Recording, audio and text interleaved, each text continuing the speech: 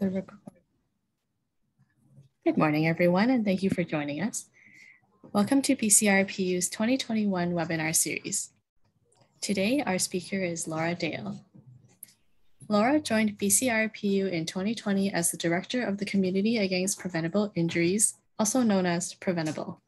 She is responsible for the development, implementation, and evaluation of strategies to enhance the Preventable campaign. She sets strategic priorities, manages the campaign operations, including the maintenance of a robust partnership framework.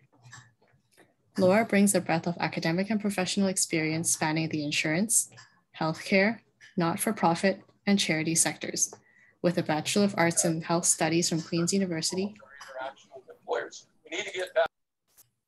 and a Master's of Science in Population and Public Health from the University of British Columbia. Laura is motivated to translate the latest health research into evidence-based decisions for injury prevention programming. Today, we will learn about the process of redesigning a provincial marketing campaign and how we can leverage learnings from the Preventable campaign to redesign to re-strengthen their efforts related to public health social marketing. If you have any questions during the presentation, please use the chat box at the bottom of your screen. After the presentation, you may unmute your audio line to ask questions, or we will monitor the chat box on your behalf. We are now ready for the presentation. Laura, over to you when you're ready. Thank you so much, Anita, for the kind introduction. Before I begin, I would like to respectfully acknowledge that I am personally dialing in from the traditional, ancestral, and unceded territories of the Musqueam, Squamish, and Tsleil-Waututh nations. I like to hold a moment before rushing into my deck to ground ourselves into the present moment. So we're all joining this call from different places, spaces, and all I see is black boxes. So I would love it if you firmly planted your feet on the ground and took a deep breath with me. I personally recognize every day that it is a privilege to learn, and thus it's my responsibility to create an environment where you feel like your time is respected. As such, as Anita mentioned, I'll go through my presentation in approximately 40 minutes, and then I'll hold space for a dialogue at the end. Thank you kindly.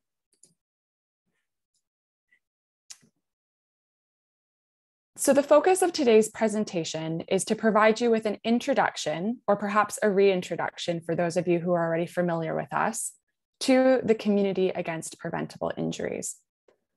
I'm excited to explore the changes we're making to support our efforts in achieving our mission, and the process we've taken to redesign our creative platform, especially for the implementation of future provincial social marketing campaigns. I will provide a light review of some of the lessons we've learned to date, and it is my hope that you'll be able to apply some of the learnings and the discussion today to your own personal public health communications campaigns, and that you do keep Preventable in mind for future collaboration opportunities.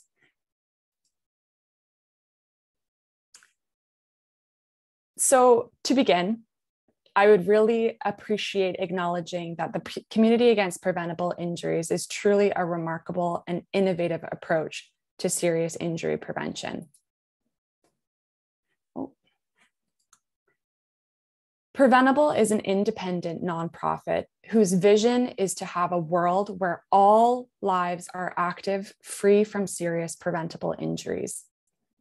Yes, this is certainly a pretty lofty vision, but it's not outside the bounds of reality, as incidences that cause injury may seem inevitable and random, but in fact, most injuries are predictable and entirely preventable. So our mission is thus to transform societal attitudes towards injury prevention and to reduce the human and financial burden of preventable injuries. So now that you know where we're headed, you're probably wondering how Preventable goes about approaching this laudable mission and vision. Well, in collaboration with like-minded agencies, such as those listening to this call today, we've carved out a specific niche in the injury prevention market. We're Canada's longest consistently running social marketing program focused on injury prevention. So Preventable steers clear from these traditional public health approaches by being a reminder to British Columbians to engage in injury prevention on their own terms with their own knowledge. Regardless of the setting, whether a person's at home, at work, at play, or on the road, we deploy campaigns that connect the dots between what folks already know, aka how to prevent injuries, with the opportunity to reevaluate that behavior in moment of risk. So we leverage all the best approaches and techniques with social marketing community to ensure that our messages are engaging, impactful, and far-reaching, especially since we want to have the ability to influence folks' attitudes, beliefs, and ultimately their behaviors related to serious injury prevention. Before I go too much further into this presentation, I'd like to contextualize everyone with a strong definition of social marketing to make sure that we're all on the same page. Apologies if this is repetitive for some folks who are social marketing proficient. Social marketing can be defined differently across the literature, but I have appended the latest consensus definition from the International Social Marketing Association that's extremely inclusive. For ease, I'll read it out loud. Social marketing seeks to develop and integrate marketing concepts with other approaches to influence behaviors that benefit individuals and communities for the greater social good. The social marketing practice is guided by ethical principles. It seeks to integrate research, best practice, theory, audience and partnership insight to inform the delivery of competition-sensitive and segmented social change programs that are effective, efficient, equitable, but above all, sustainable. It's quite the definition, but it does a pretty incredible job of making sure that everybody understands the purpose of a social marketing program.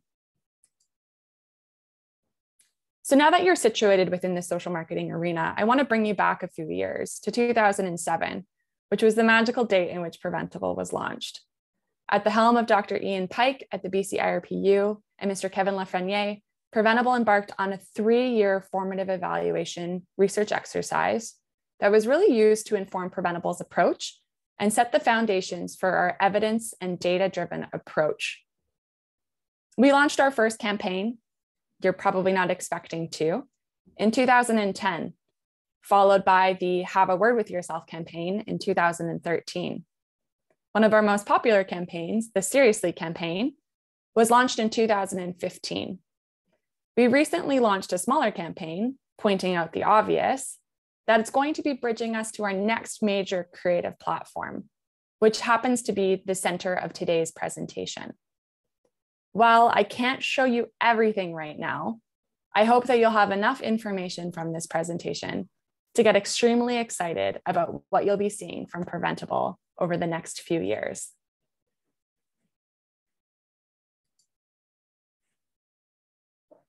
To remind everybody, every single year, Preventable takes a multi-channel approach to injury prevention. We tend to use mass media to get the message out far and wide through TV, radio, or print. We deploy ambient messages by placing ads on unusual objects or places where you wouldn't expect to see an injury prevention message. We support community events by bringing the conversation to the people. And with all of our creative elements, we always leverage subject matter expertise to ensure that we're bringing credibility to our campaign and to ensure access to certain targets, markets, spaces for injury prevention messaging that we may not have access to. If we think back a few slides where I featured the historical Preventable campaigns, the objectives of most of these platforms were centered on increasing the awareness of the seriousness that is preventable injuries. So given our average investment of over 100 million media impressions, those are kind of the eyeballs that see our campaign, and the fact that we've been in market for over 10 years, we've seen major shifts in measures of awareness, attitudes, and behaviors related to serious injury preventability. Specifically, when comparing those who have seen the campaign versus those who've not, The exposed score significantly better, ranging in measures between 5 to 15%. It probably also doesn't hurt that Preventable is consistently rated by our audience as informative, relevant, credible, and the vast majority of surveyed individuals always remain supportive of Preventable. So because of this success, we really know that we have to continue challenging ourselves to really think differently and innovate on the approaches that we've taken in our perpetual pursuit to achieving our mission.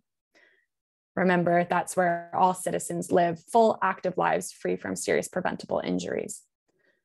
So given our success in this space of awareness and attitudes, we recognize that we should probably be investing more meaningfully in approaches that target injury prevention behaviors without sacrificing any of the momentum that we've achieved to date.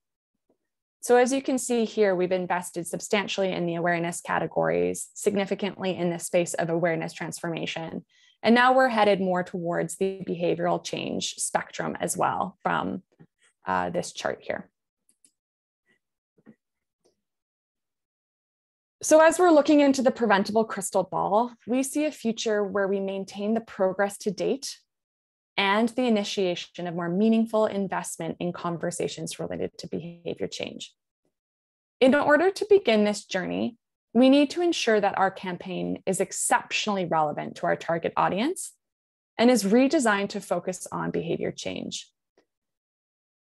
So now we're about to start the part of the presentation where I explore the last 6 to 10 months of work that we've invested in to support us to achieve this new creative platform that will more meaningfully target behavior change related to serious injury prevention.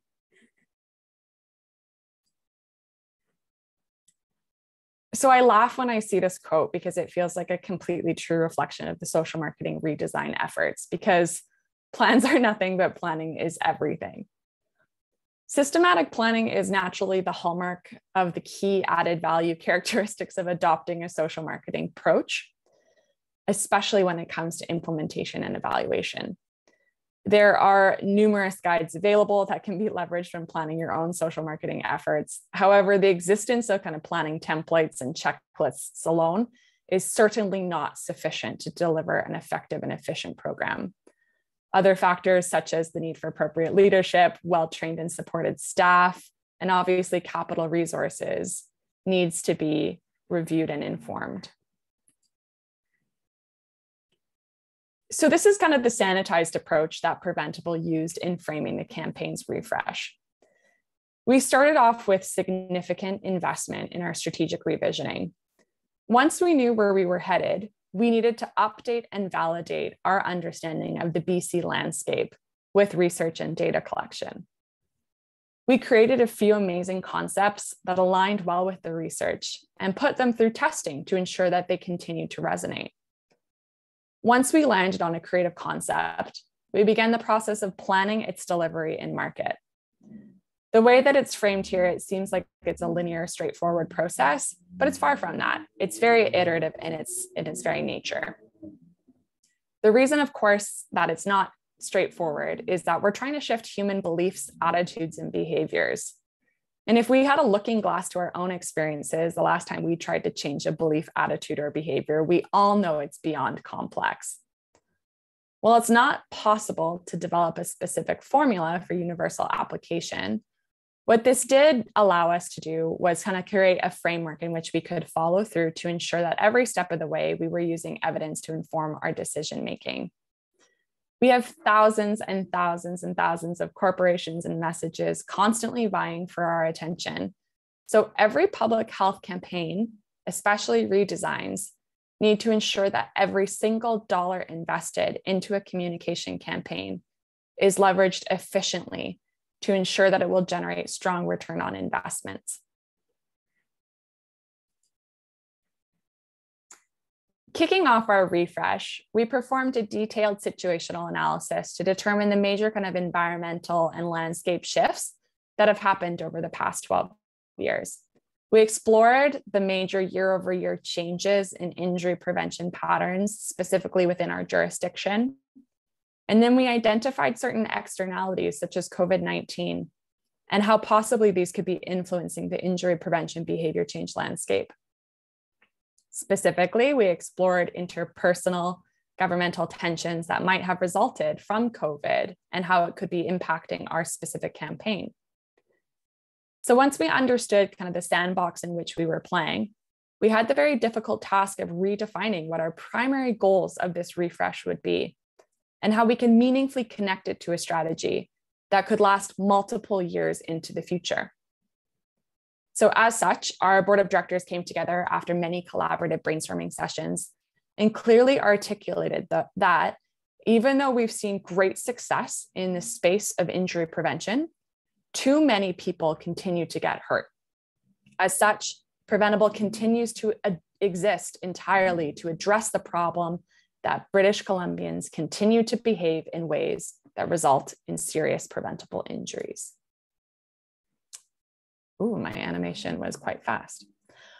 One facet of our situational analysis that we focused on was the obvious realization that we must address kind of the natural progression of our target population, which has shifted over Preventable's tenure. As I mentioned earlier, Preventable's target population includes British Columbians between the ages of 25 to 55, because these folks are the parents of young children and caregivers of aging parents, a perfect target for injury prevention. However, as you just saw from the animation, over the duration of our many years in market, we have a new cohort of British Columbians who have entered this target, some of which were born in 1990s, and a proportional number of adults who have aged out of our cohort. As such, we needed to validate that the new cohort that has gradually entered our market still resonates with the preventable key messages from our formative evaluation. Additionally, we also needed to make sure that the media habits of these new entrants was clearly understood so that it could inform our media planning efforts.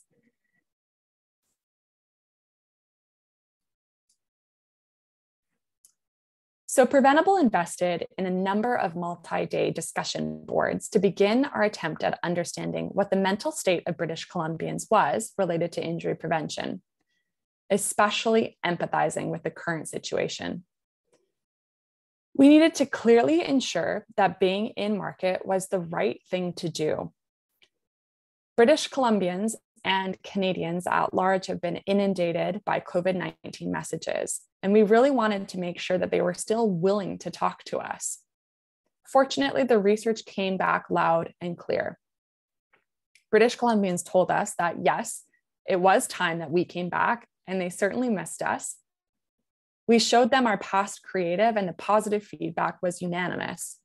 Injury prevention remained extremely relevant in their eyes. And we think this probably has to do with the fact that everybody seems to have an increased awareness of the burden that our healthcare system has faced.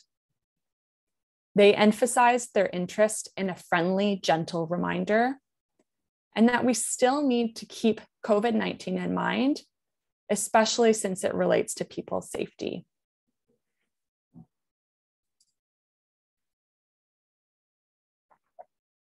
Based off of the research leading up to this creative concept development, British Columbians told us that they recognize that what they do matters because serious preventable injuries impact everybody.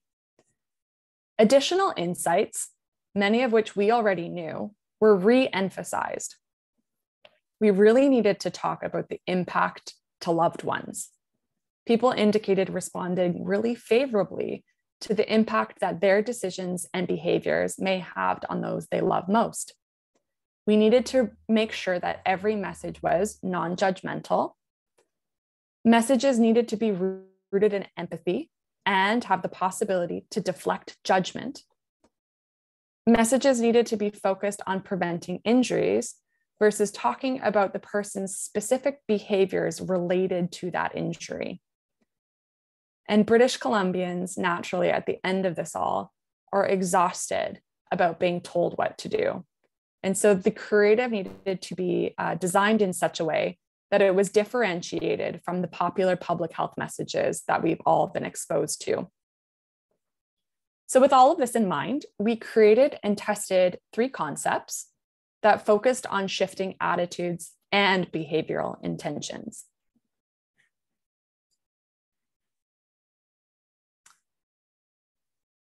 So as you can see here, we performed 2 extra days of online testing, and one concept, which is called concept 1 here, rose to the top. This concept was extremely visceral. And when those participants understood it, they really, really understood it. It was rated as highly memorable, extremely effective, very relatable, clear, and they really appreciated the visuals. So now our challenge was really to make sure that everybody understood this concept. And we did this by taking some of the lessons learned from the other creative concepts that tested well and applied it to concept 1. We really wanted to make sure that this was a relatable, emotional, and human connection. We demonstrated how kind of the ripple impacts of injury go beyond the self into the family, community, and friend context. And we also really included a clear call to action that was concise. So without further ado, I'm pleased to introduce you to a teaser of the yellow line concept. The yellow line that protects us are everywhere. In many places, like SkyTrains, on the road, and at work, they're visible. In many others, however, like the ones around your home and elsewhere, they can be invisible. So these metaphorical and literal yellow lines represent moments of decisions. When we choose to take a risk or to be safe, not every situation comes with yellow lines. But when we're in the mindset of correct behavior, we don't need physical lines. We know what to do.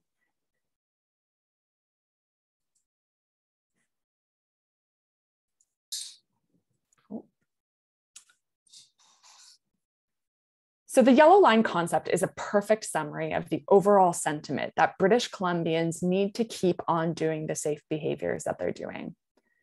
We really want to keep the messages community focused and making sure that the voice is everybody collectively coming together. We want to reinforce the habit of doing a good behavior and the fact that folks are probably already doing this behavior. It's encouraging because we also know that this empowers folks because injuries are preventable and they have complete control over the actions that they can take, reducing the risk of injury on a daily experience.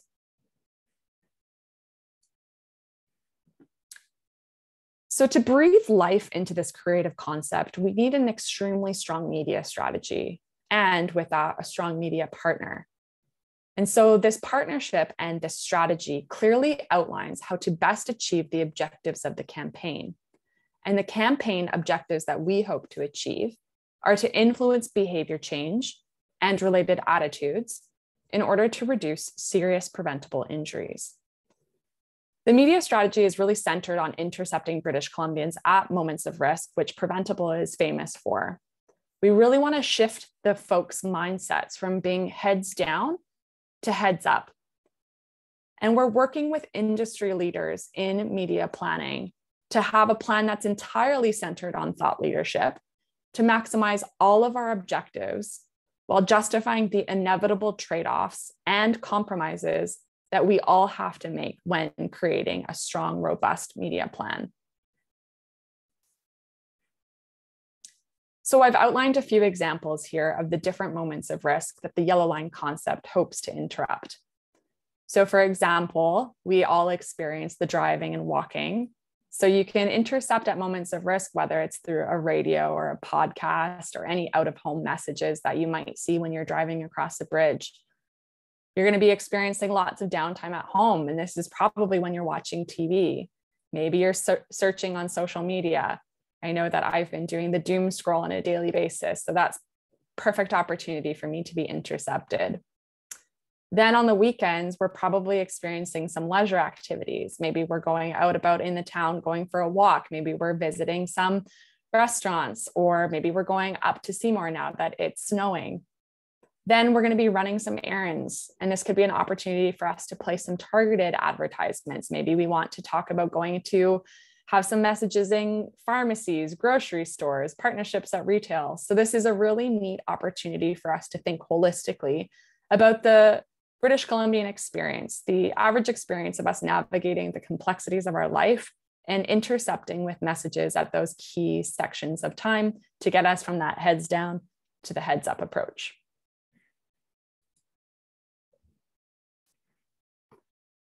So there are a number of difficult decisions, like I've alluded to, that you must make to maximize the investment of a social marketing campaign, especially for us when we happen to be a nonprofit. It's really an art and a science of media and connections planning. It's the selection of the right combinations, different tools, and a whole host of different tactics operating at multiple levels of influence that really influences behavior change for social good. You have to maximize the benefit of each tactic on its own for efficiency, but also step back and look holistically in terms of the economies of scale and the synergies that you can achieve whenever possible. So fortunately for us, we have a strong media partner that helps us make these difficult decisions, but it's always essential that you never sacrifice the core objectives of the social marketing campaign.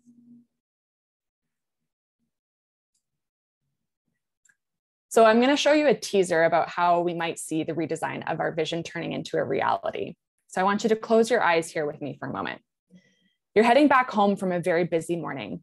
You've just had a doctor's appointment, and now you're running back to the office to quickly review a presentation for a Zoom session that you're about to host for the BC Children's Hospital. You notice a notification from your sister showing you the cake that she wants you to make for her nephew's birthday. It happens to be over the weekend. You pop open the cake inspo and you hurriedly walk into the intersection featured in this photo. The floor decal catches your eye and you stop immediately to process this information. You think to yourself, would I have run into the road following the crowd without looking up from my Instagram feed? You take a deep breath and you continue your commute to work, but this time your phone is safely tucked in your back pocket. I personally feel that these unique moments of risk give us the opportunity to pause, to have that conversation with ourselves about injury prevention when it's most relevant.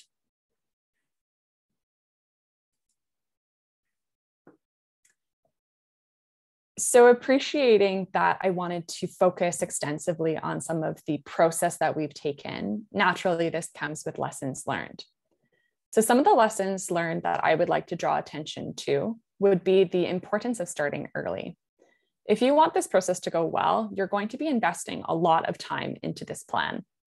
And social marketing plans that are not carefully considered and invested to do run the risk of not performing well on any of your outlined objectives of the campaign.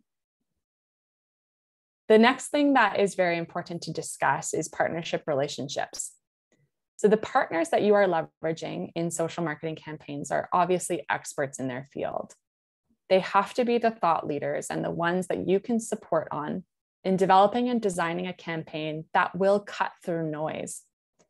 You really need to make sure that these partnerships are based off of mutual trust, because you have to have extremely hard conversations when designing these campaigns, as everyone naturally has certain interests that need to be achieved, but we're all collectively rowing in the same direction.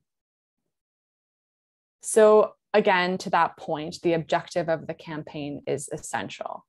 You need to know what that is at all time and have it right behind your eyelids so that the best media plan can be brought forward.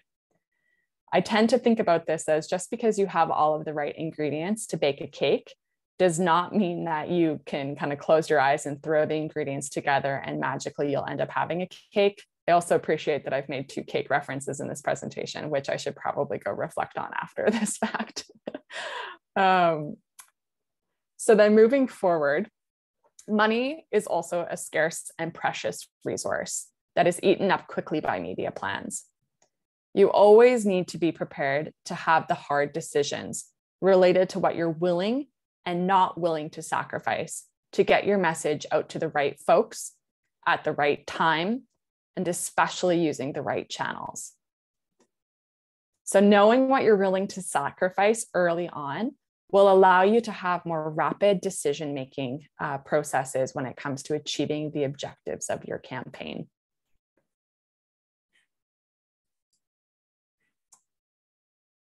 So in summary, it looks like I'm right on time. I hope that you and your organization's research teams or communication folks learn something new and valuable about the iterative process, about the preventable creative redesign that we're currently undertaking. Hopefully you can apply some of our lessons learned to your own efforts. And as always, like I mentioned off the bat, we're always looking for new partners to explore the space of injury prevention collaboratively in order to achieve our never-ending mission to reduce serious preventable injuries. So thank you kindly for your time, and I look forward to opening up the floor for conversation.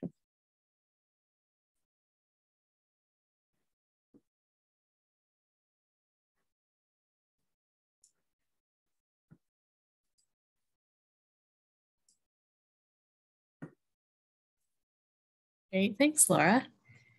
If you have any questions, you can feel free to unmute your audio lines, or you may use the chat box and we will ask them on your behalf.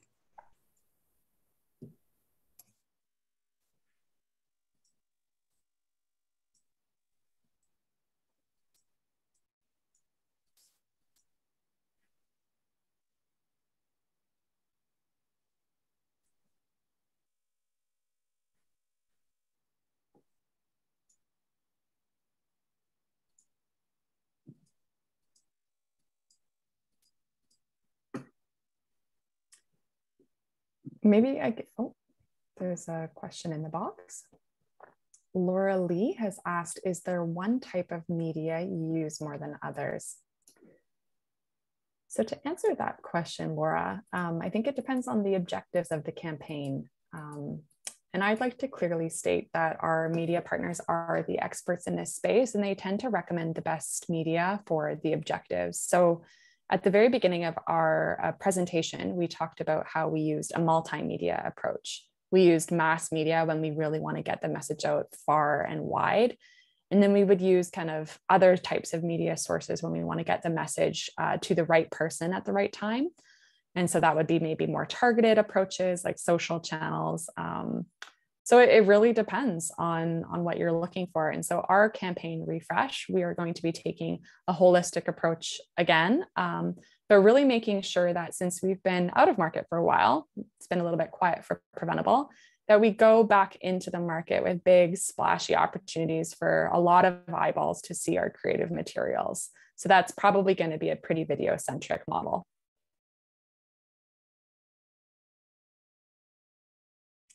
Hopefully that answered your question, Laura. Okay, I have a question from Victoria here. How do you leverage social media and how do you incorporate a visceral approach into social posts?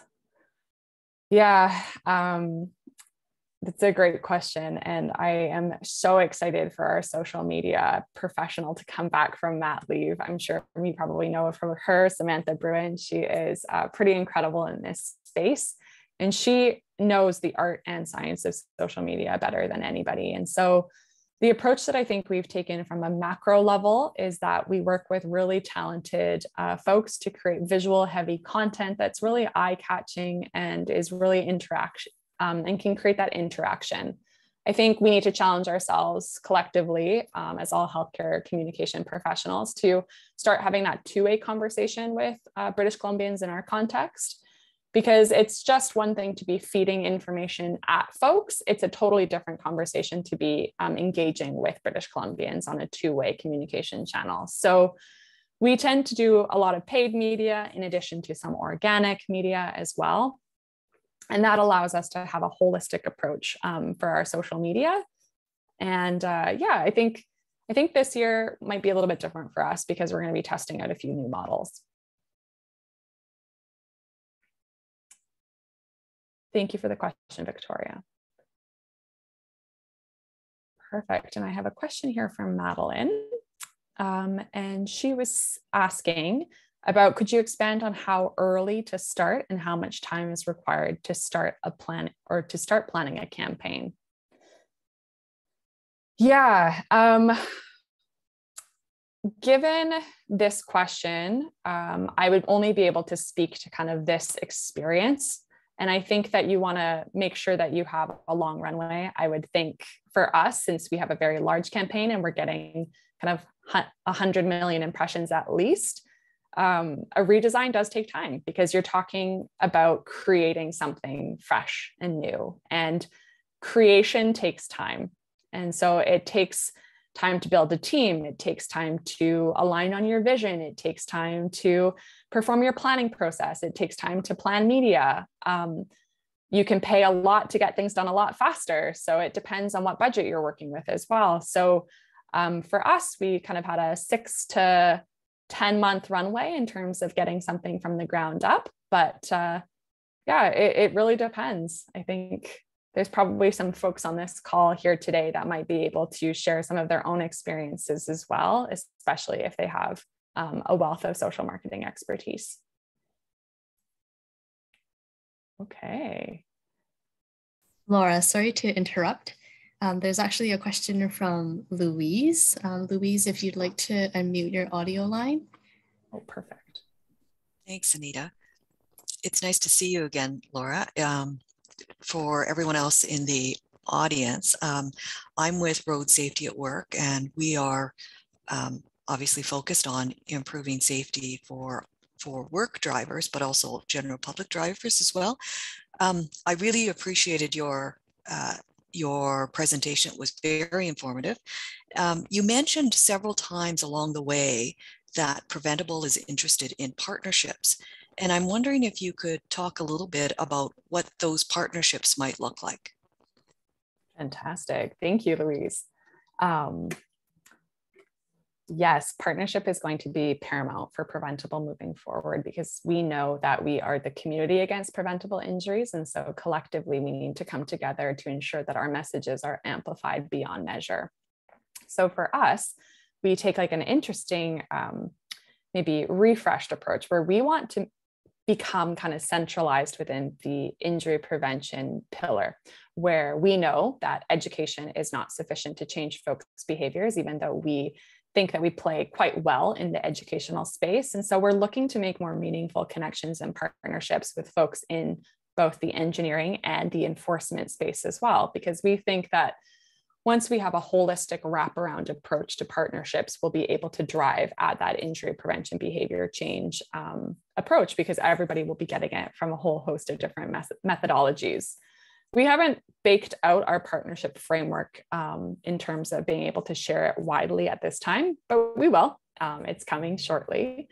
But of course, with partners, we also need funding. So we definitely are looking for partners who are interested in supporting their own employees, who are looking for corporate social responsibility, doing the right thing. We're looking for partners who truly believe in the mission and vision of Preventable, because we believe that collectively, when we have more amplification of our message, more British Columbians will be behaving in ways that prevent serious injuries. And so I think, Louise, to your question, like, I think we need to work with everybody in terms of amplifying our message so that we're all rowing in the same direction. That's great. Thank you very much, Laura.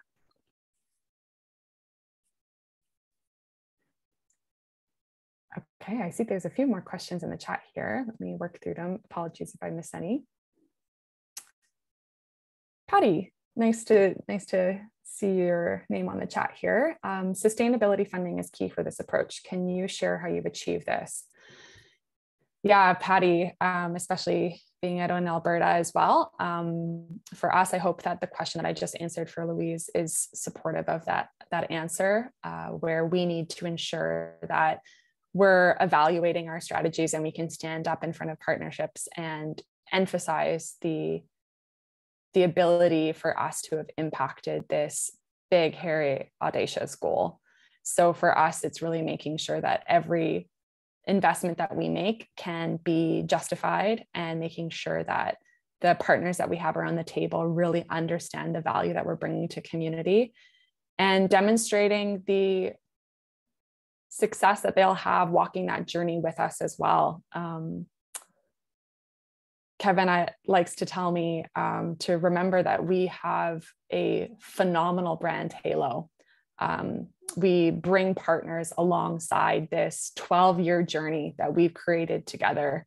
to reduce injuries amongst British Columbians. And partners would be happy and very privileged to join us on this journey because we have a very intrinsic value set that's pretty selfless. So that's one of the approaches that we probably take. But philosophically, I think it's a really amazing opportunity for us to stand up in front of partners and demonstrate the leading and lagging indicators that we've been able to achieve with Preventable. Because of course, everybody is accountable at the end of the day for the dollars and that they invest in these campaigns. Oh, I see a question from Jennifer. Hi, Jennifer. And a pointed question at that. This is a very important question is, will Preventable be reaching out to other jurisdictions with this new approach? And what will be the opportunities for collaboration? The new strategy would be beneficial to other partnerships, especially those in Atlantic Canada. And yeah, Jennifer, you and I have been talking about this for a long time. I think the expansion is essential. I think right now for us, we need to make sure that what we launch in British Columbia lands well, cuts through the clutter, and just completely knocks the injury prevention landscape out of the park. And then we're going to look towards expanding whenever possible. Our strategy hasn't changed in terms of that approach. And so we're hoping that with this new refresh, there's going to be a multitude of opportunities for us to connect across jurisdiction as well. Okay, I see a question from Chris. I like hearing people's voices too. So if you want to ask a question verbally, please do that. Chris says, once a campaign is complete, how do you apply user data statistics to subsequent campaigns? Yeah, great question, Chris. Luckily for us, we have some pretty impressive folks on the team who have been on the preventable journey since day one. And Dr. Ian Pike, for example, has set kind of the evaluation strategy from the very beginning. So we have this impressive formative evaluation backbone. And we've been doing evaluations almost annually ever since, just really trying to ensure that the message is always course corrected and that the attitudes have been shifting and the behaviors have changed. And so Chris, maybe shoot me an email offline and I can kind of share some of the summary evaluations that we performed. There's a few papers that have been published on it because, of course, as you know, measuring behavior change is long and complicated and takes years of investment. And so we need to make sure that we're evaluating our creative. Is it landing? We need to make sure that we're evaluating all of our marketing objectives. We're really making sure that we want to evaluate the attitudinal changes in addition to a lot of pre's and posts. So would be happy to discuss that in further detail with you.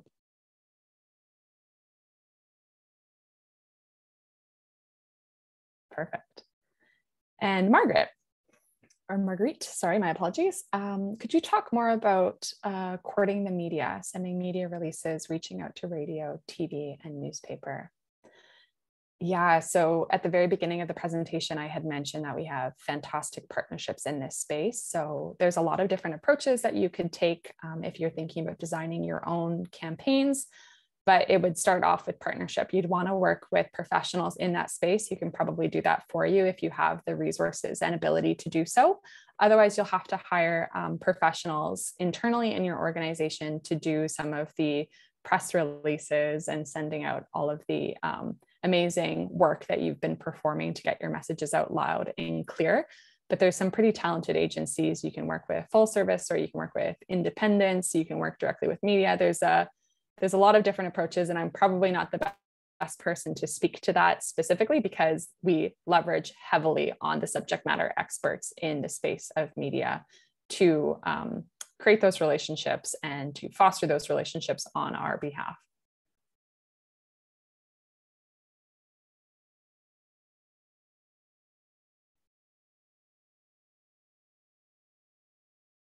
I think that might be the end of the question journey on the chat.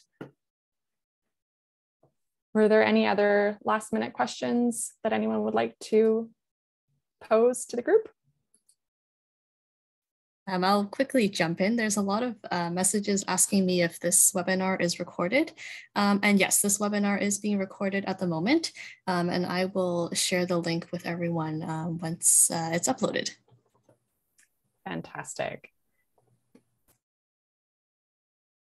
And to Chris's question, in addition to Helen's question I see here, could there be a presentation on your evaluation process? Absolutely. I think that would be a fantastic collaboration presentation with Dr. Pike and myself, and we can go through the pretty impressive history that Preventable has situated itself in terms of the evaluation structure.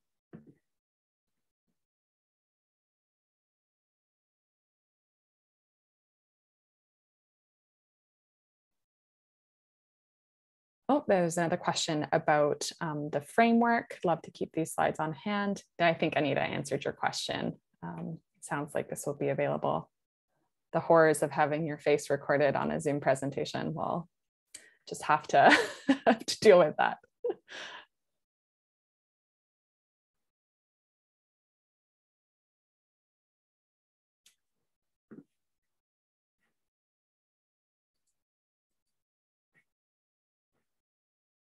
Okay, well, if there aren't any other questions, please feel free to email me. Hopefully you'll have my contact information as a result of this presentation. Feel free to shoot me an email or call me anytime. I would love to connect and discuss with you. It's been a privilege having the opportunity to present this amazing work. And just a reminder, this is a team effort. There's a ton of amazing folks behind the scenes that are supporting this, some of which are here today. So thank you so much for your time. And hopefully I'll be able to give you back the most precious resource of the day, which is a few extra moments in your calendar. So thank you, everybody.